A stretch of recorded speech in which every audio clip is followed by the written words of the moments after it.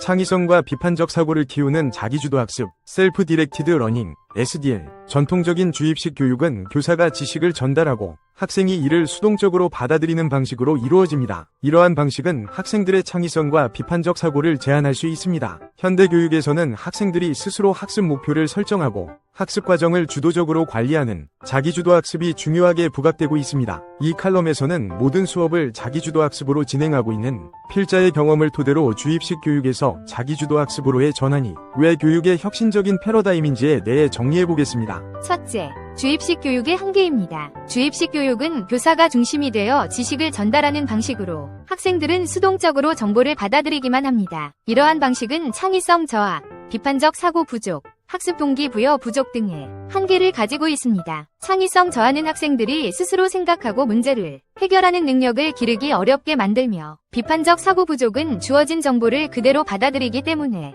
비판적 사고를 기를 기회를 제한합니다. 또한 학습 동기 부여 부족은 학생들이 학습에 대한 주도권을 가지지 못하기 때문에 학습 동기가 낮아질 수 있습니다. 둘째, 자기주도 학습의 정의와 중요성입니다. 자기주도 학습은 학생이 자신의 학습 목표를 설정하고 학습 계획을 세우며 학습 과정을 스스로 관리하고 평가하는 학습 방식을 의미합니다. 이는 단순히 주어진 과제를 수행하는 것을 넘어 학습자가 주도적으로 학습 환경을 조성하고 필요한 자원을 활용하며 학습 결과를 스스로 평가하는 것을 포함합니다. 자기주도 학습을 통해 학생들은 자신의 학습 과정을 주도하면서 성공적인 경험을 쌓게 됩니다. 이는 자기 효능감을 높이고 자신감과 책임감을 키우는 데 큰 도움이 됩니다. 또한 스스로 문제를 찾고 해결하는 과정을 반복하면서 문제 해결 능력이 향상됩니다. 이는 학업뿐만 아니라 실제 생활에서도 중요한 역량입니다. 자기주도 학습은 학교에서의 학습을 넘어 평생 학습의 기초가 됩니다. 이는 급변하는 현대사회에서 지속적으로 새로운 지식을 습득하고 적용하는 데 필수적입니다. 셋째,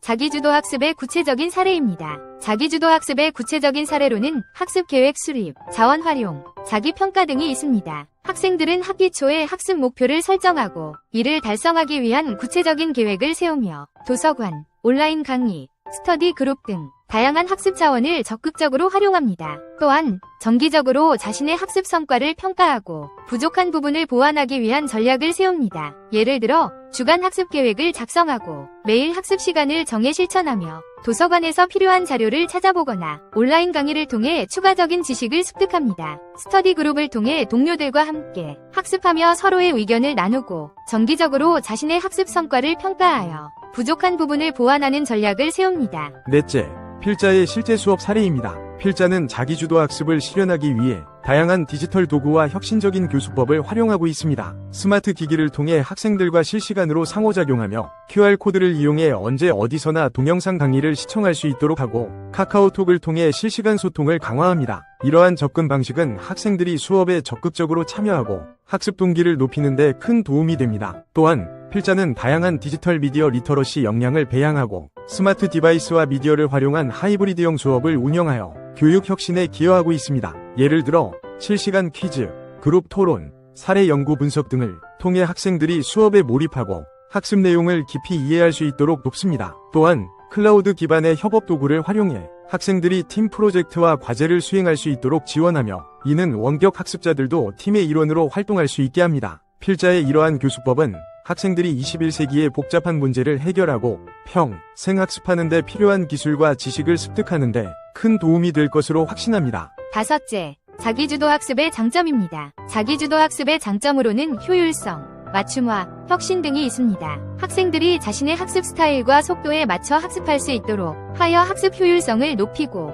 더 나은 학습 결과를 도출하는 데 기여합니다. 또한 자신의 필요와 선호에 맞춘 맞춤형 학습 전략을 수립할 수 있어 학습 동기를 높이고 학습의 질을 향상시킵니다. 새로운 아이디어와 접근 방식을 통해 다양한 문제를 해결하고 혁신적인 결과를 도출할 수 있어 창의적 사고를 촉진합니다. 예를 들어 학생들은 자신만의 학습 방법을 개발하고 이를 통해 더 효과적으로 학습할 수 있습니다. 또한 다양한 학습 자원을 활용하여 학습의 깊이와 폭을 넓히고 창의적인 아이디어를 통해 문제를 해결하는 능력을 기릅니다. 여섯째, 자기주도 학습의 도전과 지원 필요성입니다. 자기주도 학습은 높은 자기관리 능력을 요구하며 모든 학생들이 동일한 학습 자원에 접근할 수 있는 것은 아닙니다. 따라서 학교와 사회는 학생들이 다양한 학습 자원에 접근할 수 있도록 지원해야 합니다.